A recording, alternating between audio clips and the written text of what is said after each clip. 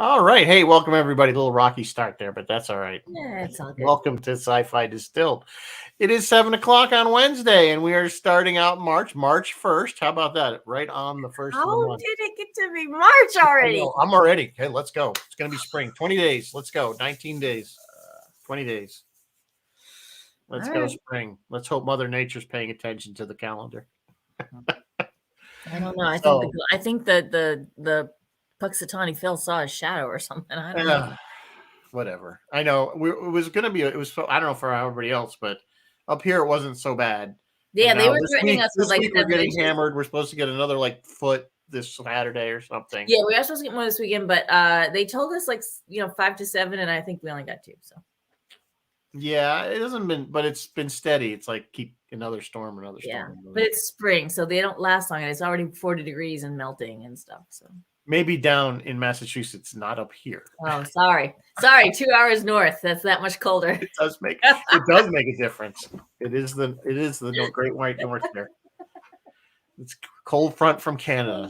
Darn Yeah, Canadians. you guys get that Canadian air. Darn Canadians. Okay. So who we got watching today? Hey, Dennis and Chris. Chris LaRoche is here early. Hi, Welcome, Chris.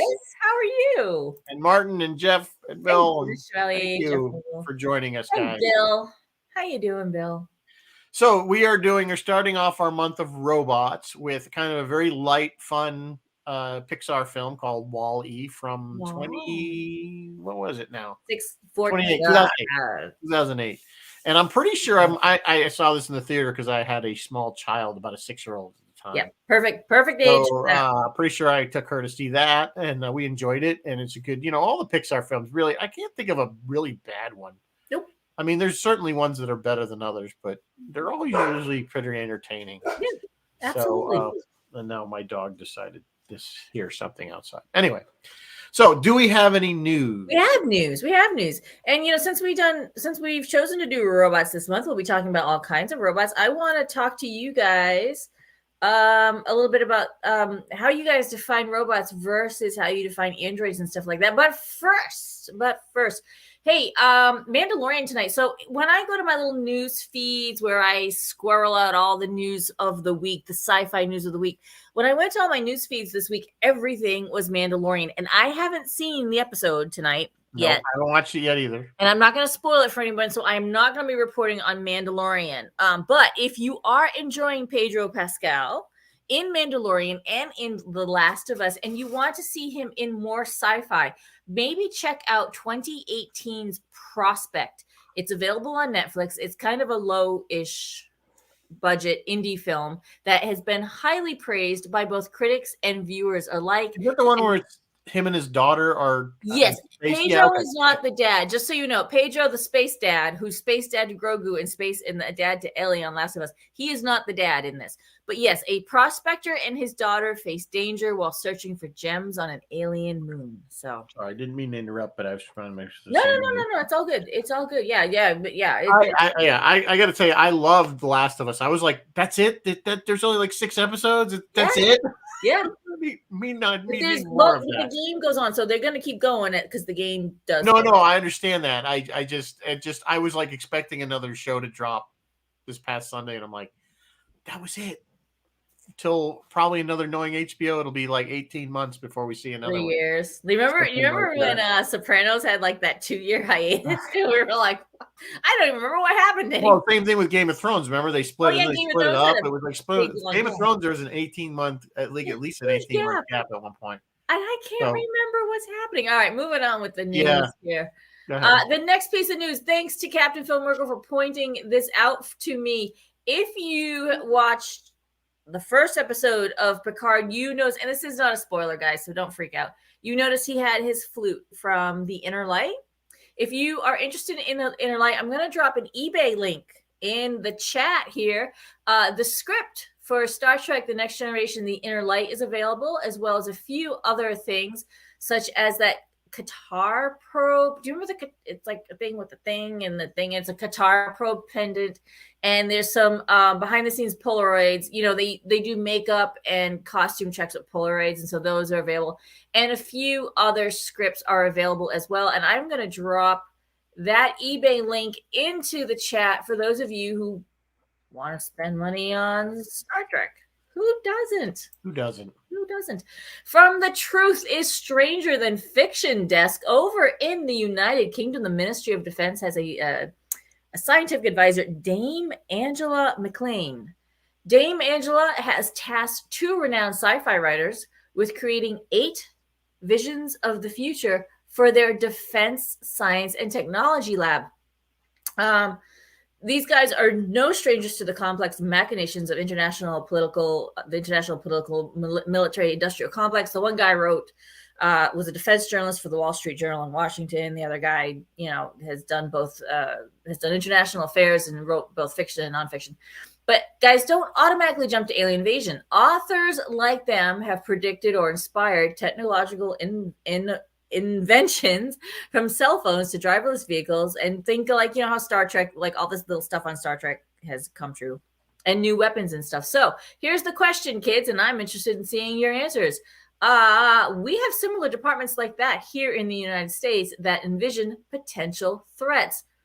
Should we include sci-fi writers? If so, who and what should they focus on? Or maybe we already have. We don't know. I believe Arthur C. Clarke worked on some of that stuff. I can't. Don't quote me, but I thought I remember reading something like that he advised on, like, kind of alien potential stuff. I believe there was a report back in the Nixon era that they commissioned what to do if we actually had a visit or something. That was all part, I think, maybe came out of Project Blue Book. I don't know. Again, I'd have to go research it, but these are all little things that kind of like are trick. Who knows? It could have been just a dream I had after I was drinking or something. Who knows? I wonder if, there's the chat, if that's been updated. I don't know. I think it did exist. I don't know if they just laugh it off now. Well, and then finally in the news tonight, so since we're doing Robot Month this month, and we are going to have Dave Lafredo on at the end to sort of do an overview of robots in Hollywood, I thought I would look up the 10 best robots from the movies. And last May, the Collider website gave us the list of 10 best robots from the movies. And guys, I absolutely flat out, straight up, do not agree with their number 2 choice. And that sent me down a rabbit hole of Googling, well, what exactly is a robot? What exactly is an android? What exactly is this? What exactly is that? Let me list these, and you guys tell me, and Rizzo, I want to hear what you think. Here's the 10 best robots in movies according to Collider. Number 10, C-3PO. Okay. Number 9, Tars. Tars is that guy from Interstellar. He was like a box, and he had the 2 legs that went like this. Do you remember him? That's the best. That's number 9. Number 8, Iron Giant. Sure. Why not?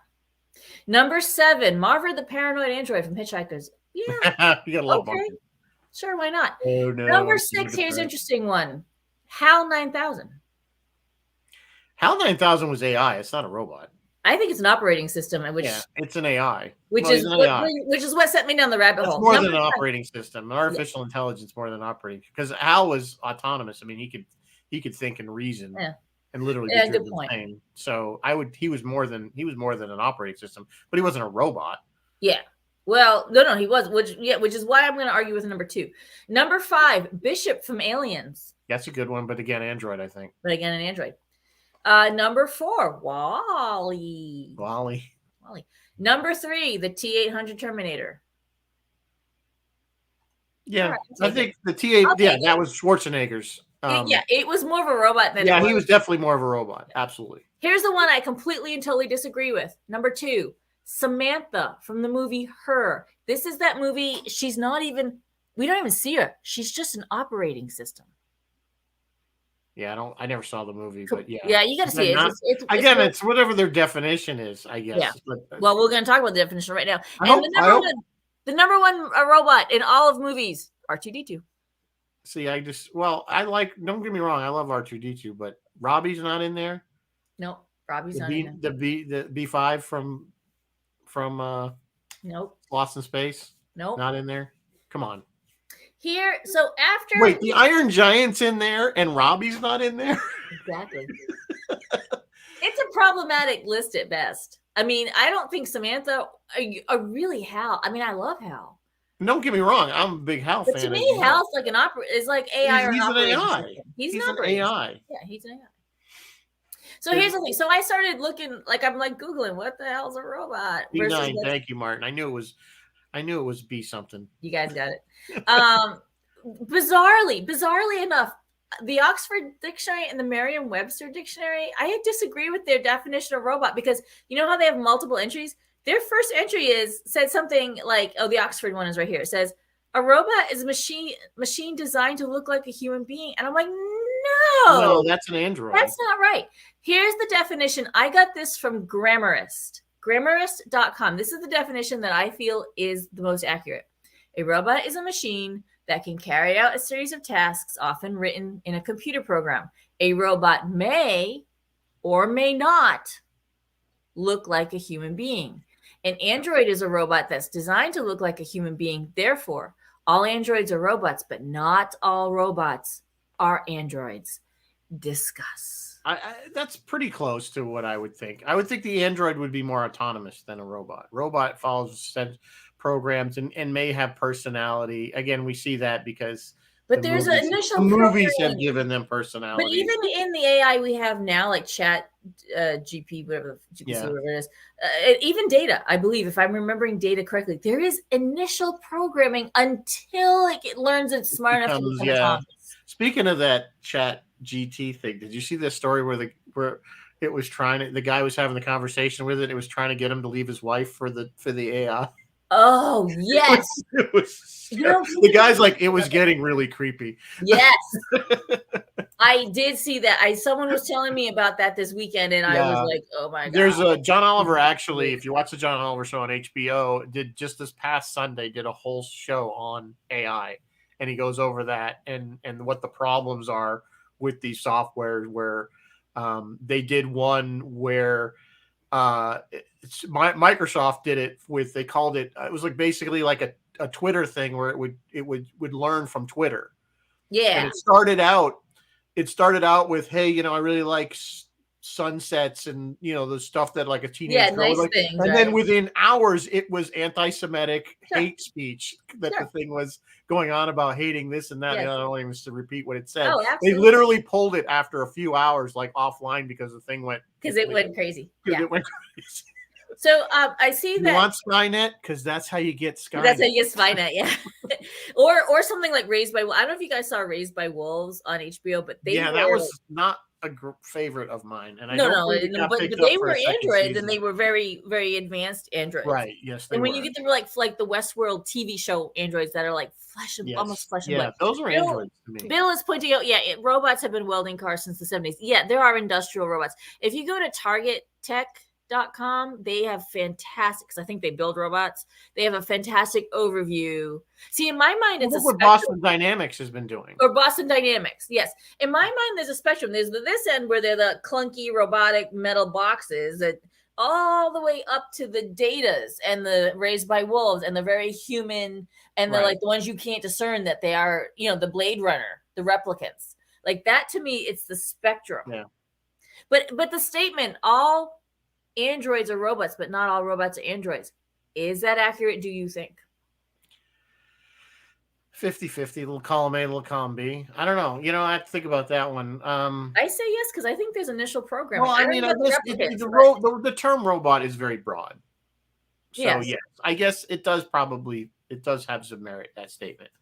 But when I think of a robot, I think of something that is very mechanical, metal, or so to speak, not any kind of rubber flesh simulation or something like that. I know what you mean. And it has more of a specific purpose. It's not just here to mimic human behavior, but it was built to, like WALL-E, just to collect and crush garbage. That's what it, and it just developed a personality. Yeah. Even R2-D2 is an astromech droid. Its primary purpose is to navigate space. Droid is short for android, so you would think it would look more human, but it's not. It doesn't have. But again, we're talking about a galaxy far, far away. That's true. Did you know George Lucas coined the word droid in 1977 for the movie? Like, I did not. That's what whatever the movie, whatever website I just was on. That's what they say, that George Lucas came up with that. Oh, I believe it. I totally believe droid. I need to confirm that. I don't know, but yeah, I believe it. And then just as a side note, guys, cyborgs are something that starts out biological and then has stuff added to it. Like the $6 million man, he's technically a cyborg. That's completely just different. FYI. Yeah, we're not doing them. We're not doing them right now. That's completely different. We're strictly in robots and androids and that weird scale of where do they fall. I'm sticking more towards the robot mechanical. We're sticking a little robot-y, but I'm trying to lean more away from when we talk to Dave Lafredo, I'm sure we're gonna. Yeah, we're gonna have like I said, at the end of the month, we're gonna get Dave Lafredo's gonna come on. And here's speaking of human attributes. Here's the other thing: is there a movie? Is there a movie or a TV show that has robots where the robots are not anthropomorphized? Meaning they are not given human traits. Because to tell the story, WALL-E has a lot of human traits. I mean, The Matrix. I mean, aside from the programs in The Matrix, which are not robots, in the outside real world, those squid things. Don't they fall under AI operating system category? Well, I think they're controlled by a master AI, but they're all. But they're anthropomorphized. They look like humans. They look no. That's in the program. I'm talking about out in the real world. Those squid things would start tearing apart, and the things that would remember the things that came and took the babies or the people. Plucked them and put them out. Yeah, so those were completely. All right, fair enough. Fair enough. Those are not although they were scary. Like they'd search and then they'd find you, and that's a little bit human. I think even in this movie, WALL-E, okay, the main bad guy, which was the ship's main computer, if you will, Otto, was not. He looked like a ship's wheel. I mean, that's what he was supposed to look like. In case you didn't figure that out. Yes, I don't mean anthropomorphized with. I mean having human traits in their behavior. And yes, WALL-E, despite not looking, and Short Circuit is another good example. Despite not looking human at all, they still had eyebrows that were right. They gave you the feeling of right. Emotions. You knew when WALL-E was. Well, I'm still going to stick with the Matrix. I'm still going to stick with the Matrix on that one. Are there any others? Because most somebody mentioned Huey and Dewey from Silent Running. Although they had Otto was they had that Star Wars droid kind of a feel to them. Even R2, who had no facial expressions, through his chirping and beeping, you still got the sense. Yeah, because when he was sad, he'd go. When he spun up, that sound when he wound up. I mean, the robot from Get Smart, Chris LaRoche was if anybody was an android, that would be him, right? I mean, remember he was basically a human being. He was especially a human being. Oh, batteries not included, Chris. I love that movie. They were little alien ships, though. I don't know. Were they robots, Chris? I don't remember. I remember them flying around. I thought they were aliens. Bill keeps bringing up Gort. I think he really wants to talk about the Earth. We can look at. Hey, we're looking at a lot of robots. We haven't chosen our next movie. Gort really didn't do much. Gort stood at the end of the ramp and looked badass. Yeah, he was just there for threat. He really didn't. Threat level 4. He just kind of stood there. Like you didn't really want to mess with him. You didn't want to mess with him. He had the little eye thing. Maximilian. Remember in Black Hole, Maximilian? When Maximilian was scary. He was scary. He was scary with the blades. Yeah, the rotating blades. And that was really scary. Yeah. Yeah. No, Maximilian was kind of a scary. But again, I think you're right. He had human traits in the sense that you were kind of afraid. You know what I'm saying? It's that. Yeah. They give these. So if they're gonna do a movie about robots with robots, they gotta give these robots a way to communicate. If we don't connect with them exactly on that human level, then it's no different than I don't know, any piece of hardware in your house. I mean, you don't get emotionally attached to your microwave. I got a nice toaster. I don't know. I get emotionally attached to my cars. Like I'm always. I do. I'll agree with that. I do. It's time to turn the car and get the new car. My little red sports car, my little. Like you're excited about the new car, but then you think of all the years with the old car.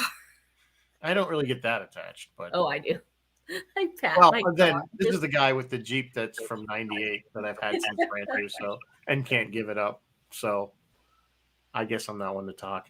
Anyway, we've spent 20 minutes and we haven't talked about this movie. Okay, we're talking about. All right, we don't. Do we have a drink tonight or? No? I didn't have one. I'm gonna post it in the chat because I didn't have time. I've been really busy at work, so. The toast. Oh yes, Bill, the toast, the Battlestar, the Cylons. they are robots that don't really. They're not well, they are kind of anthropomorphized. They are. They walk and they vaguely humanoid. Yeah, those were But kind did of different. they have any emotional content? Or they just by your command. That's No, all. they were. Yeah. Well, we talking about the original Battlestar or the 2004 Battlestar? Oh, Bill, did you mean the reboot or the original?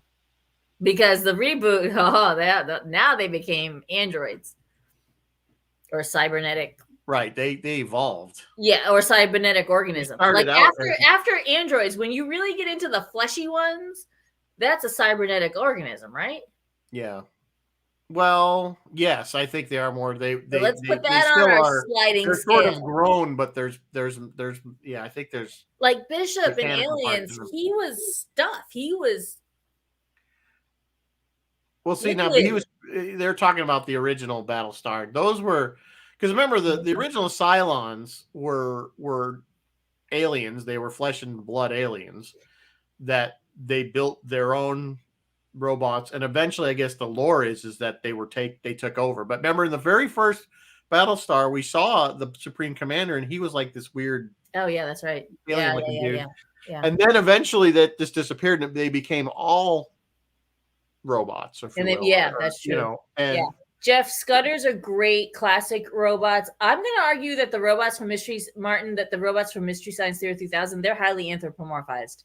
They're very human. They tell jokes. They speak with human inflection. Oh yeah, absolutely. They're human. The Borg are interesting. They're android. They're cyborgs. They're cyborgs. Yeah, Lucifer, right? Lucifer. Lucifer was not the commander. He was like the base ship commander. You guys are good at this. Voiced by none other than Dr. Smith himself. Dr. Smith himself, yes, Jonathan. I just had his name in Harris. Thank you. So anyway, let's talk about WALL-E a little bit. WALL-E. We're like way off topic. WALL-E. Okay, now look, kids. Between WALL-E and Avatar, if I'm going to be preached at about the environment, I would like the WALL-E preaching. I like the WALL-E version better. I will take that. There's a lot of stuff in this movie. Actually, I just rewatched it, and I hadn't seen it probably in many years, and it really is a good movie. It's fun, and it is a kids movie, but I think adults can enjoy it. But I think you're right. There's a huge environmental message in this film, but it hits you over the head. It hits you over the head, like again with a pillow, because it's obvious. It's so obvious what they're trying to say that they're not being subtle about it. But it's okay because we all know that it's a joke, and I love that basically everything has become this one massive mega corporation, by and large, B&L. So everything's B&L. Everything on the planet is B&L, and of course including maybe the government. It seems. Yeah, because that's what the guy that sees Selby Forthright. That's the guy who would come on. Was the actual human character. That was Fred Willard. He was the president, but he was also representing the company. Yes, he was the president of the world or whatever. He was both. He'd be like if Jeff Bezos became. Yeah, exactly. So, but yeah, they destroyed the environment. And they left. And why WALL-E was the only little trash droid, which stands for Waste Allocation Load Lifter Earth Class.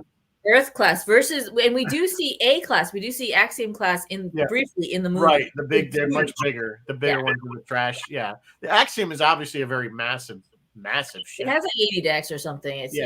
And of course, we assume it left Earth in the 21 something. Oh, we know when it left Earth. Hang on, I can tell you this because they're gone. They say they've been gone for 700. They've gone 700 years. It's meant to be a 5. Here, this is a little like I'm questioning this. It was meant to be a 5-year trip where we read that before. But they're gone for 700 years. What were they eating? Because they didn't know what plants were. Well, there was. It's funny. I thought of that, and there's one line where it says something about food replication systems.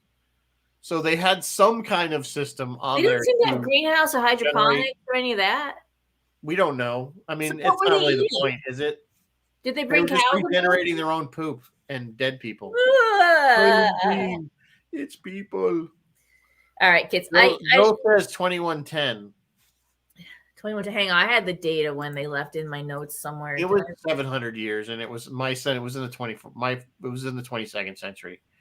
So yeah, it's the 22nd century. So yeah, this thing, you're absolutely right. It hits you over the head with a pillow. Because here's the thing, you know immediately what this thing's gonna be about. Like you know the message of the movie, but you're too busy enjoying the whole first third of the movie. There's no dialogue. No, you're right. I was going to point that out. It's just there's no talking. squeaks and buzzes and the little cockroach. He says Wally and she says Eve, or they say nothing, or she says directive. That's it. There's no dialogue. And you know what? It's charming and sweet and adorable. And you don't mind. It's a robot love story. It's a robot love story. It's what it is. And it does follow a very predictable path. Yep. So there's no big surprises in it. Again, this is clearly a G-rated movie. It's written for children, but I think adults can enjoy it. I thought one of the funnier scenes was when she sees the plant and she goes into her little comatose state, and then the mothership comes or whatever to pick her up. Yeah. And they're leaving the planet. He's hanging on the outside. They blow through this entire cloud of space junk. Yes. Which is another, which is a current problem. Yes, it's a current problem. But not to that level. But they always, every time we see something like this, they're Sputnik. Every time. Every time they put Sputnik. In reality, Sputnik is not still up there. It did. I believe it must have burned up by now. I think it burned up. I think it's gone. But still. Doc Alexander. There is dead. You're Doc. Is it still up there? It's not still up there. Sputnik's always up there. It's always up there. Oh, the only green in the whole movie is the little plant. That's the only green. Nothing else is green. Well, at the very, very end, after they're back on Earth, there's a shot where they pull away and you see over the hill, there's a lot of green plants. Yes. That it was just, that really was bad where the city was, but we assumed that the rest of the planet was recovering. And just since we've noted that Wally stands for waste allocation, whatever, Eve stands for extraterrestrial vegetation evaluator. Now, as I was doing the research for this movie, I noticed a lot of people complain that she was a little trigger happy, and she was shooting. If she was there to look for life, she might have been shooting the life she was looking for. Well, that was the other thing. Her programming was vegetation evaluator. She was only looking for vegetation, which largely does not move. Some of it does move. But for the most part, it would not have been moving. So but she was heavily armed. For scouting mission, she was heavily armed. Don't dig too deep. Got to dig a little deep. Got to dig a little bit too deep into this. Got to notice. We totally ignored the cockroach, which is life. And the cockroach, that's right. She funny, but that was that's kind of the one of the tropes that the cockroaches will survive the nuclear war. That the cockroaches will outlive us all because they can survive in radiation and all this other stuff. So, even if we really ruin the environment for humans, my guess is there'll be some kind of life. It finds a way. Life finds a way. But here's the thing: is if you actually look at the trash, look at the planet that they left behind, they did finally build windmills and stuff, but on top of piles of waste. So it's like I think Wally did that. Oh, Wally was the one because Wally was the one building the buildings of trash because you remember they saw where he had a clearing. There's a nuclear plant too. There's a nuke and then a plant, and then there's the wind turbines, and they're on top of the waste. So what I got from that was that the humans waited until it was too late, and then they tried, and it was just too late. Yeah, maybe. And again, I think you're reading too in. But Wally was building the buildings of trash. Yeah, Wally made the pyramid buildings. Yeah. There were still regular buildings left too. Right. There was.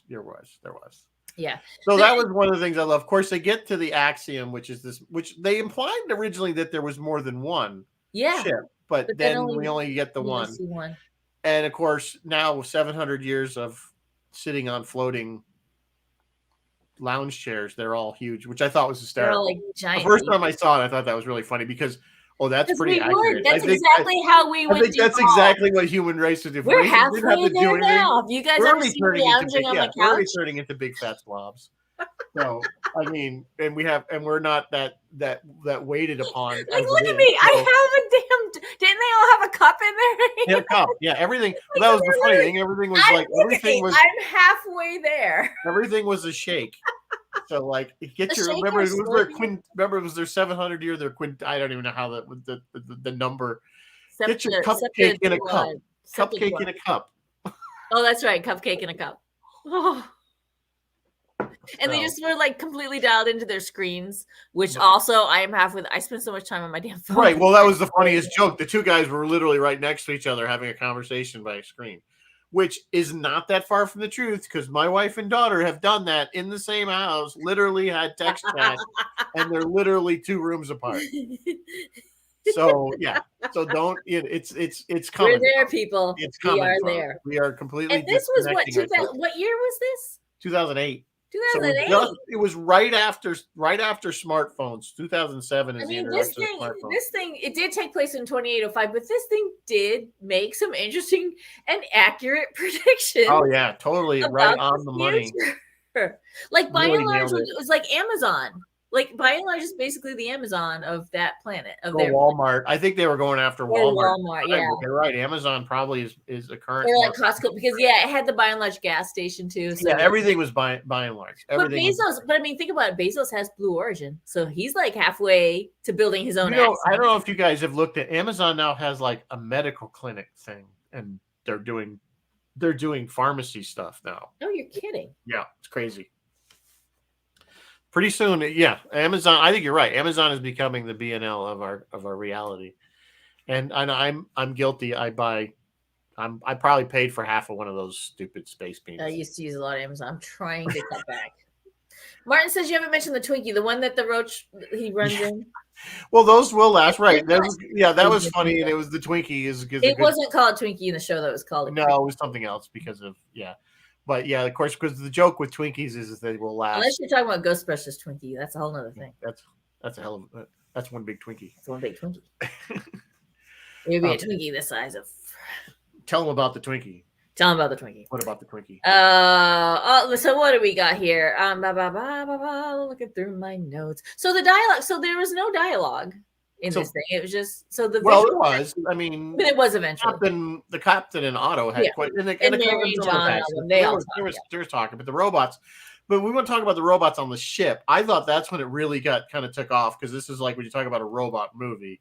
The robots were really the focus. I mean, not only were the two main characters robots, but all the other little robots. The robots were interesting. The robot sick bay, where all the robots may have been a little crazy. Yeah, that was the fun part. Yeah, the one that was the robotic umbrella that would. The umbrella and the guy, the one that was painting. The one that was the massage one that was going crazy and beating everything up.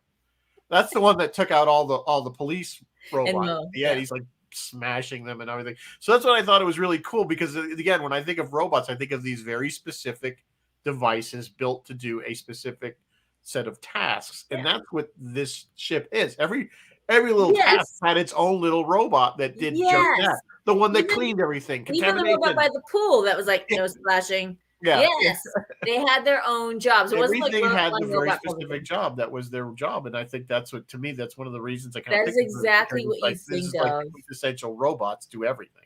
Yes, you have instead of building one or two robots that can do a lot of things, they built a million different kinds of robots that did one specific job. They each did their own task, including Eve. They built Eve, and her task was to go look for vegetation. So somebody spent a lot of time, and then I love the fact that they follow the little light path. The lines the people did too. Which is, again, a real thing because a lot of factories that have mobile robots will do that. They will follow. In fact, we're putting in our new pavilion at the hospital. We have robots that UMass has those lines on the floor. Yeah, and that's what it is. You go to UMass Medical and you need to go to where X-ray. Follow the line. Yeah, that's an old thing, but these are actually things embedded in the floor that the robot will follow. So, like, literally, we have this new building opening up, and it will have robots that will bring the pharmacy that will deliver drugs and stuff. Are they going to be better? Have you guys ever seen the robots in the supermarkets? They're really tall and thin. Yeah, I've seen them. I've never used it. I have a video on my Insta I took of one just like not plowing down a lady, but like completely ignoring this lady and like going. She had to like get out of his way because he just was going like. Well, and that's another thing that again, and that they brought the way they learn. These AIs learn is only what we put into it. Yeah, that's true. You remember the Uber car that hit the person? The Uber, the automated. It was an automated it was an autonomous Uber vehicle that hit a pedestrian. Okay, yeah. The pedestrian jaywalked. apparently the system was never trained to deal with a pedestrian who's not in a crosswalk, because that's all it was ever taught. The other thing they also tends to be, again, they tend to always use, when they use these examples, this was a great in the show that I watched, they always seem to use males. They tend to be white or light colored. So again, these are, and the robot's only learning what it's given. You can give them 1,000 examples, but if they're all the same, it's only going to learn one thing. A little boy, yeah, a little white boy. So again, and I'm pretty sure, again, over time, as we get more data into these things, they will learn better and they will be able to recognize situations. But anyway, systemic racism. We're kind of like moving on back to the robot. Let's talk about robots in the chat. They have some really great examples. Yeah, so the general gist is that irrational love can overcome any programming, but because there was no dialogue, the sound, the Foley work, and the sound and the music became really, really important. And they spent a lot of time. The director and the writer looked at Buster Keaton and Charlie Chaplin movies to make sure they got silent storytelling right. And I'm gonna say I think they did. Yep, I agree with that. Genesis Jeff is saying he messes with the cleaning robot at Walmart. Be careful, you're gonna end up in a duel situation where Dennis doesn't have the thing on the floor that's be following you home. The villain, so Otto is kind of the villain, but isn't really like the institution of B&L. Well, I think you're getting a little, I don't know. Yes, I guess you could look at it that way. I mean, or there also was the savior, because if they hadn't had the axiom and they were trying to clean up the planet, but it failed. True. If they hadn't sent the axiom out with all the people on it, there would be no human race left to populate the earth. So. Which also, they were babies. Like, we definitely saw babies. Yeah, no, they were. Well, they obviously weren't the original crew. They're 700 years old. 700 years later. Yeah, but so we still have babies. They actually show that really well in the captain's quarters, because you see the first captain. Yeah, you see the captain. Very debonair man. And as they went through the generations, they got fatter and fatter and fatter until they got. They lived pretty long, though. Did you notice that they were captains for over 100 years? So they had pretty long lives. Well, one would think so. I mean, but that was the funny thing. Otto was always in the background. That was kind of. He was always the one really controlling the situation. Looming in the background. Directive A113, which is a little Pixar. That's a little Pixar Easter egg. A113 pops up in every single Pixar movie, and it is a classroom where the original Pixar animators at Caltech or UCLA. I'm not sure where. It was a classroom where they all studied filmmaking or animation. Well, again, I know I've mentioned this. If you watch Disney's Light and Magic, you see that Pixar was basically part of. It was it split when one wanted to keep doing models and the other one wanted to do CGI, and they didn't. So they said, what, we don't want to deal with models anymore. We just want to do CGI. Yeah. So they broke off and became their own company. And there are a number of Pixar Easter eggs in this movie, including a couple of the characters from Toy Story. You see them tucked away in Wally's, he's in that truck thing. Right. There's all the shelves. There's a lot of those things tucked away, and there's some other stuff here and there. Just little nods to other. And they do that a lot in their films, of course. Thanks, Dave. Of course, they always have John Ratzenberger in there at least once for a few lines. And John Ratzenberger is in there so too. That's kind of like their Easter egg. Where's John Ratzenberger in this film? He's everywhere. He's everywhere you want to be. Dave Lafredo was joining us. Dave is going to be joining us at the end of the month. I kind of wish you had seen our opening conversation, Dave. We had a whole conversation on the definition of robot all the way up to Android and everything in between. So, and I'm sure we'll be talking about that when we see you at the end of the month. So yeah, so this is a classic, like I said, this is a classic little robots, like in the most classic definition of robots. But again, they are all anthropomorphized because you have to be able to get some emotion out of them, get some feeling out of them in order to relate to them. And I think we're going to be seeing that a lot in the films that we'll be covering this month. As as we look at all these different robots, you kind of have to be able to tell a story with it, So I've been here the whole time. Well, hi, Dave, you sneaky guy. He's been hiding. He's been sneaking in the background. Now Dave can watch us now because we're on YouTube as well. Yeah, we're on YouTube. Yeah, because he won't go on the Book of Faces. No, I don't blame him. So the live action cast, Ben Burtt, who's the sound designer, and he did a bunch of work for Star Wars, a bunch of sound designs for Star Wars. He was Wally and a bunch of other, but he was like a bunch of the stuff. Alyssa Knight, who's not an actress but just a Pixar employee, she was Eve. Jeff Garlin, who we probably know best from the Goldbergs, was the captain. He's actually he's actually well known for Curb Your Enthusiasm as well. And Curb Your Enthusiasm, yes, yeah. He's in that well. The text-to-speech program for the Apple Macintosh computer, Macintalk, was Otto. And that was real. John Ratzenberger and Kathy Najimy are John and Mary. And of course, Sigourney Weaver is the Axiom's computer. Oh, and Fred Willard. Fred Willard is Shelby. Shelby Forthright. He plays the bass. He's like the only. He's one of the only. Well, he's like the only live action person in the film. Yeah, it's kind of interesting that they did that. That instead of everybody else is animated except him. I don't know why they made that choice. Him, but I think there's a couple when they're trying to sell the cruise. I think they have like actual video of real humans, which is kind of odd. Yeah. There are no roads this week. No roads at all. Well, yes, there are artists. A lot of artists, VFX and special effects, and all those guys. They all have worked on various Star Trek projects, but no acting roads. However, I am going to put up a little deleted scene here. And if you listen to it, the captain, no, it's not the captain. It's the Shelby Forthright character. The Shelby Forthright character in this little deleted scene has a distinctly Shatner-esque performance to him. So I'm going to go ahead and put that in the chat. You guys can check it out later. It's kind of cute and kind of funny. They went through a couple iterations on this thing, and I think they settled on the right. They had a slightly different ending. It was going to be Eve who got hurt and Wally that helped her, but then they switched it to make it Wally that got hurt and Eve that helped. And they did it right. It's just, I mean, it was that central theme is that love conquers not everything, including programming. Yeah, Martin, yes, love conquers everything. Martin, we forgot about the clips from Hello Dolly. Yes, there were a bunch of clips from Hello Dolly, including the one of the holding hands, which wasn't in the original movie. They had to actually actually ask permissions and get the rights to kind of digitally zoom in on that to recreate that.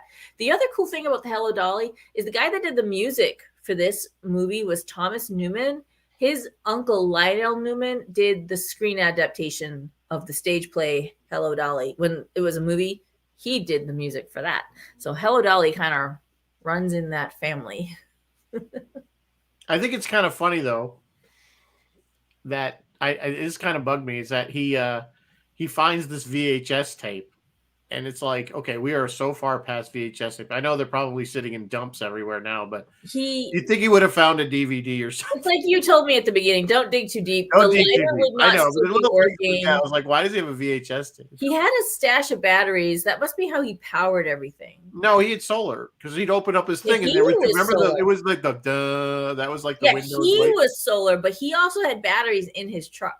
But he might have been recharging them with solar. He might have been recharging them because he had the Christmas lights. Because he had the Christmas lights and he had his screen and he had like an iPod or something that played the.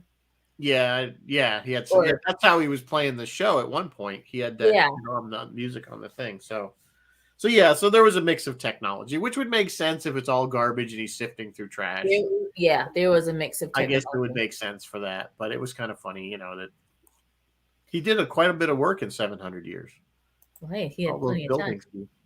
He had plenty of time to do it. Think about if they had left a whole bunch of them running, it might have cleaned up the whole place. Well, you do see another one. There are others because he has scrap parts. I mean, they broke down.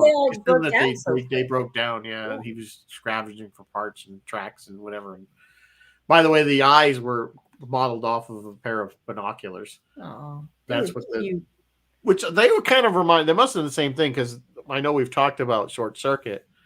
Number 5 is alive had a similar number 5, and he had similar treads too. Didn't he also have that kind of triangle? Yeah, kind of a tread. Yeah. So this thing cost $180 million. It grossed $532. That's a win for Pixar. Good job, Pixar, with your little robot movie. with your little non-speaking. It's actually the sweetest movie. Like Yeah, I mean, that's what I'm saying. It's a good movie. You can certainly, obviously, G, so you can watch it with anybody. Watch with your and it's entertaining, and that's what I always liked about the Pixar films, especially with like having a kid growing up in the last 20 years. I could go see a lot of these films, and as an adult, not go, oh, I have to sit through this horrible, whatever, film. They're all they're enjoyable, whether it was Madagascar films or Pixar. They're always usually pretty good. Madagascar had a couple of really funny Madagascar, the original one was really good. Yeah. The penguins themselves, like they ended up making their own, and that was the guy. Yeah, that was the director. You love those little penguins, and they ended up having their own TV show, I think, at one point, didn't they? It was a TV or a short or their own movie or something. Like they were just Wachowski or whatever their names were, and the one saluting, and the one was in charge. Well, the one was, again, you talk about. They were like a weird little squad. Yeah, but it was like talk about Captain Kirk. The original, the head guy was kind of like Captain Kirk. That's right. He was like Captain Kirk. He was very Kirk-like. Chris is saying the Pixar shorts are still enjoyable. They absolutely are. And did you guys notice at the beginning of this movie, there's the bouncing Pixar light, and then Wally rolls up and takes out his incandescent bulb and puts in what looks like a CFL. I believe it's a CFL. Right, because then the LEDs hadn't come in. Because in 2008, we were still on CFL. It was the best we had. So thank God that's. Well, you know the history with the bouncing light. That was their test. Yes, that was their test animation that they did to kind of prove their technology. They did the short with the light doing its thing, and now it just became their logo. Yeah. So, is Bound and Rebound Pixar too? Do you guys know Boundin'? Well, no, but once Pixar started launching, particularly with Toy Story, a lot of the other studios started jumping on the animation stuff. Yeah. If you guys want to see an adorable animation, a Pixar short that is freaking adorable, Boundin', Boundin. I can recite it word for word. It is one of my all-time favorites. But yeah, it can kind of show you the evolution of Pixar themselves. They've come a long way from when they first broke away from Disney to what they're churning out now. Luxar Jr. Yes, thank you, Martin. I knew the light had a name. The name of the light, the bouncing light, is Luxar Jr. That's right. Yeah, all right, kids. It was pretty impressive at the time. It's still impressive. Pixar. Well, I remember seeing Toy Story. What was it? 1990. Yeah, whatever. Toy Story or something. Whenever it came out originally, and being amazed at that technology and look at how much it's improved. What was the one? I think it was a Disney one. I don't know. Was it it was A Bug's Life. And one of the things they did was they did outtakes at the end, or it was on the DVD. Yes, and they did the outtakes. Yes. As if they were screwing up their lines. And people were people actually thought that those are you realize they have to make that. They don't actually there was actually people that thought those were really outtakes.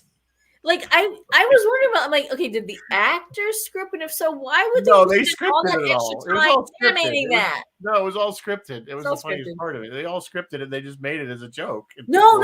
You know who else did outtakes? Monsters Inc. They had that was really cute outtakes. That's not Pixar. With Sully and it is Pixar, right? Yeah, Pixar. Yeah, that's Pixar. Yeah, I love Monsters Inc. So I do too. I do too. I'm gonna bound in. We did Monsters Inc. We did. Sully and Mike. So anyway, So this movie again. I liked the fact that the message was there, obvious. It wasn't the main theme of the movie. The main theme of the movie is this love story between the robots. It's very cute. It's heartwarming. And I'm not that type of generally don't like that type of, film. You're not a touchy-feely kind of guy. Touchy-feely kind of guy, but I did like this one. It was entertaining. The jokes were good, when they had them. So I like the little robot that kept trying to clean everything. Mo.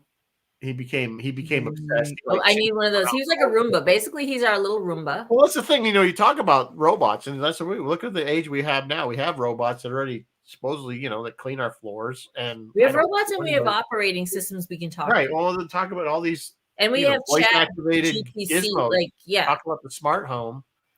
I can turn lights on and off in the house and other functions and adjust the temperature just by talking to the system. Not even, talk about Star Trek.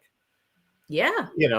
I mean, yeah, I remember they pointed out computer lights it, whatever. When Next Gen first came on the air, there was a scene where Geordi or Worf, one of them walks into Data's room and he's playing like 3 different pieces at once on the computer, 3 different pieces of music at once on the computer, and he's like, turn it off. That was not possible when that show aired. And now I could literally do that right now if I wanted to. I could fire up 3 different things right now and make noise. Like you could do it. You would just need 3 different stereos running at the same time. No, I could run 3 at the same time on my laptop, which is what he was. Oh, yes.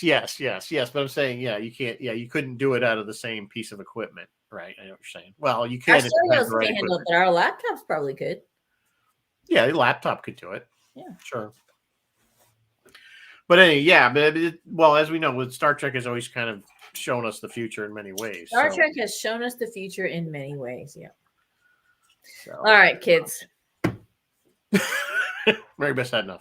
I'm ready for bed.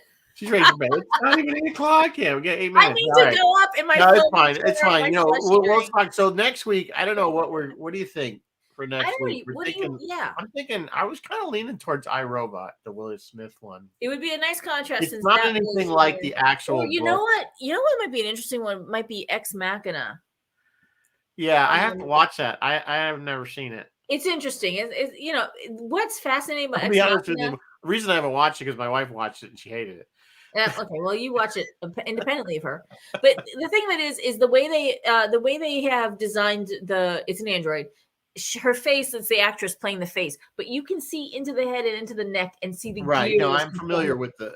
That's fascinating to me. If you don't like the story or whatever, just ignore that and just look at the beautiful work they did designing this android. She's not fully robot, but not fully human. Like she's it's kind of what they did in iRobot, because remember he kind of had a face. Oh yeah, iRobot kind of has the face, but the face is really blank. This is Alicia Vikander playing so it's a real girl's face, whereas in iRobot it's that very, very blank face that they all have the same face, don't they? It's funny, Dennis, you mentioned the 70s Westworld. That is one that we talked about that tonight. The 70s Westworld is the original Westworld. We're seriously great movie. Thinking of seriously considering that one. What do you guys want? So what do you guys tell us? Do you want us to do iRobot? Do you want us to do Westworld, or do you want us to do Ex Machina? Or do you want us to keep looking at the robots before we get to the androidy robots? Do you want us to follow a sliding scale? Which I wouldn't even know how to order. I have enough trouble trying to pick stuff out. Castle in the Sky. What's that one, Martin? I don't. Oh, Chris LaRoche is going. We've got one for Westworld, one for iRobot. I don't know Castle in the Sky. Oh, that must be. Is that animated, Martin? Castle in the Sky. Is that anime? Kent says iRobot. I got 2 for iRobot, 1 for Westworld. 1 for Westworld, 2 for iRobot. That's what I said. What did I say? The other way around? No, you were right. I'm sorry. I wasn't listening. Another for iRobot. Bill's so we're getting 3 for iRobot. All right. You know the other animated one that's all robot-y is Ron's Gone Wrong. Yeah, it's anime. I'm not familiar with that. Neither was I. There was one that Captain Phil kept telling us to do, and I can't remember what another anime one. The name escapes me. He'll remind us. So I guess it looks like the iRobots have it. I think the iRobots have it. Because you know what? It's got Alan in it. Does the voice. To do it. Tudyk. Tudyk, thank you. But doesn't he do a David Hyde Pierce? Isn't he kind of sounding like David Hyde Pierce in that particular? But I mean, he still does the voice of the robot. I love Alan Tudyk. I love him too. Everything he does, I love him. And so, yeah. All right. Well, I guess. Let's do an iRobot. Let me write down. iRobot. The iRobots have it. The iRobots have it. The iRobots have it. So, Martin, we talked about Metropolis. 1927, the very first movie yeah. Well, I think we're going to talk about that a lot when Dave's on. When Dave's study up on Metropolis. We're probably going to talk about Metropolis in passing when we're talking with Dave about the whole evolution of robots and everything in the world of cinema. Chris LaRoche, I have considered Robots. Yeah, the one with Ewan McGregor and Mel Brooks actually is a good film. It's another kids film. So I didn't know if we wanted to keep on that, since we did Wall-E. I don't, again, maybe we'll do it another time. I don't know. Yeah, there was another robots. Yeah, Chris. Yeah, robots. there's robots. Yeah. It's a good movie. And again, another one I watched with my daughter, 20, and it has robots a little newer, I think. I can tell you when robots was 2005. So it's actually before this one then, right? And then let us know, guys, if you want us to do like hardware or something like Alita Battle Angel, Finch. Hardware is, like I said, that one's a pretty obscure one. Robot and Frank, or something like Hugh Jackman did Real Steel. That's just Rock'em Sock'em Robot, but with real robots. Or something like Chappie. Chappie is the old. We've seen Chappie before. We've seen that plot. It's the old. He's a police robot and he's meant to kill everybody, but then they program him to be nice, and it's weird. It gets a little weird, but yeah. Oh, number 5 is alive. Yeah. Short Circuit. Short Circuit. That was very popular in its day. Back in '86. Very 80s. It's a very 80s movie. Very 80s. Yep. So, anyway, well, that brings us. What do we got coming up? Or who is Roy? I cannot tell a lie. I don't know what Roy has coming up. I think he's doing Aliens because I believe Ross got sick, but Ross So I think I believe he's doing Aliens, and then Phil not tomorrow night. I'm sorry, Friday night on the Friday Night Freeform. He's going to be doing an interview with something Waterfall, Jeff's Waterfall, Dave's Waterfall, Fred's Waterfall, somebody's Waterfall, and then I will let you know what he'll be doing next week. Next week, I'll tell you what he's doing next week. Okay. Well, there you go. That's it. That's all we got. So, hey, I wanted to point. I just got this really cool thing, and I'm going to share it with you. Oh yeah, share that. I don't know if you guys know Max Kaiserman. He runs Luna Replicas. He's one of our New Voyages alum. Anyway, he recreates a lot of Apollo era. Or NASA of that era memorabilia, and they're all exact recreations. And one of the coolest ones he just came out with, this is a tether from the Apollo era spacecraft, so that when they would do the EVA, this is an exact replica. It's aluminum. He's selling these. They are not cheap, and I think he's taking pre-orders because he already sold out of the first batch. But the stuff, check out is not sponsored, by the way. Check out his website if you don't know it, Luna Replicas. He has some amazing things on there if you are a NASA aficionado or fan. Very cool stuff. So, and Max does not cut corners on anything he makes. They are all exact, like I said, down to the spec. You could take. I think this would pass a NASA. You could take this into space and use it. Yeah, actually locks and everything. It's exact. I don't know where he always gets one. And by the way, he's actually got one of the Apollo astronauts' Corvettes. Yes, he does. His grandson and Max co-own it, and they are restoring it, and they're going to put it on tour. How cool is that? Yep, there's Dr. Alexander, Luna Replicas. Yep, Luna Replicas. Yep, .com. So I can probably put the link if you give me half a second. I will put a direct link to his site here. Here it is. No, you don't want my account. And I'm going to put it in the chat. There you go. So anyway, yeah, like I said, not sponsored. Max is a great guy, very good customer service, good quality stuff. It's not cheap, I'm going to tell you, so you might get sticker shock on some of it. But he stands behind his product, and again, not sponsored. So I just wanted to give him a shout out because he makes. I mean, look, I got a flashlight, Apollo era. I keep telling him stop making stuff because I can't afford to keep buying your stuff. He's making you. He also has Carroll Shelby's license, the Shelby Cobra, Shelby Racing. He has the license for all their stuff, and he's starting to make that stuff too. So very cool, very cool. So all right, guys, I will say good night, and we will see you next week with iRobot. In the meantime, hey, hit Mandalorian tonight. Yep, haven't watched it. Dropping tonight. Picard season 3, episode 3 is tomorrow. Gotta say, I'm more excited about Mando, but sorry, don't shoot me. So, all right, guys. Good night. Live long and prosper. We'll see you next week. Bye, guys.